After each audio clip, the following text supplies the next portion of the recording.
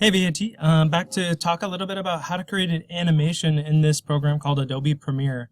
We're taking a bunch of still images and putting them into a timeline. So we're going to open up Adobe Premiere and we're going to go to New Project. Once this dialog box opens up, we are going to change our video display format to frames. And audio samples, that's fine. DV is fine. We can call this VAT animation, and we can hit we're going to tell it to be in our H drive, and here I would create a brand new folder to keep organized inside of my VAT folder. I'm going to create a new folder that's called animation.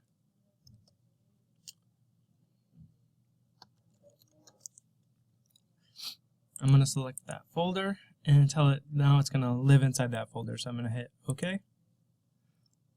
And another dialog box is going to pop open, and we can leave it as a standard size. And then sequence number 1 is fine. So everything here is how we want it. We could just hit OK.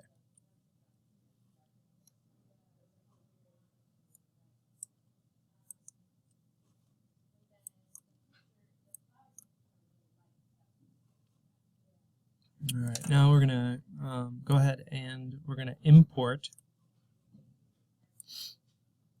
the files that we have saved in our H drive, all of our still images. So we're going to go to File, we're going to go to Import, and we're going to import all those files that we have.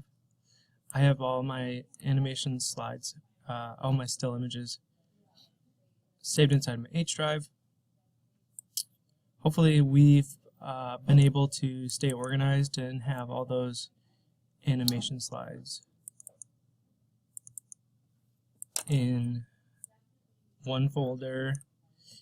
Easy to select those, and we can bring them in. If you're having a hard time seeing like what's what, you can always change the view to large. I know there's just one frame that I messed up on that I don't want to bring over. It's this one right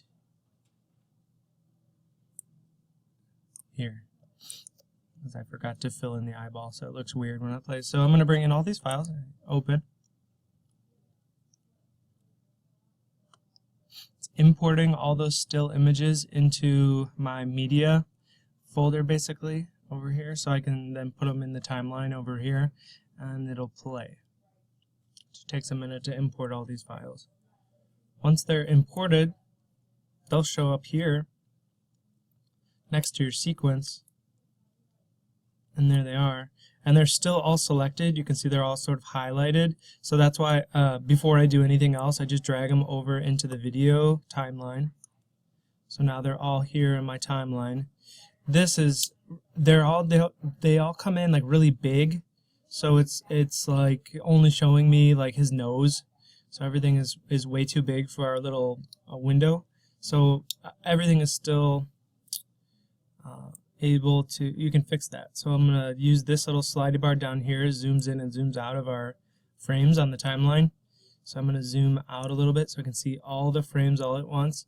I'm going to click and drag a selection box across like that. So now all my frames are highlighted, and then I'm just going to right click on one of them now that they're all selected. And there's two things I'm going to do in here. The first thing is I'm going to scale to fit frame size, and so that will make it so that everything fits. Now the other thing that I'm going to do there, I'm going to go ahead and right click on those again, and I'm going to speed up this animation. Otherwise it's going to go really slow, because right now it's 5 seconds for every frame. So that's going to only change frames every 5 seconds. It's really slow.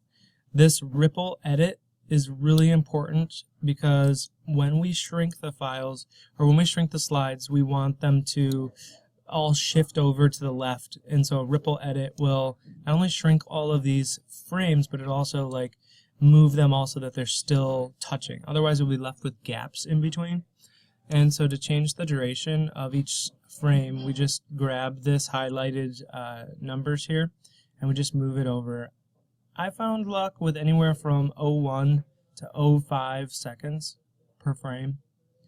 So I'm going to move that to 0.05 seconds, and then I'm going to hit OK. In the timeline, you see like everything almost looks like it disappeared, but really everything just got a whole lot smaller. So I'm zooming back in now.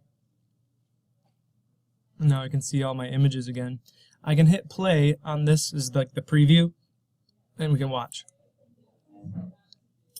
If you're unhappy with the speed, then you can just go back and change it the same way again. Otherwise, I'm pretty happy with the way that looks. I'm going to go ahead and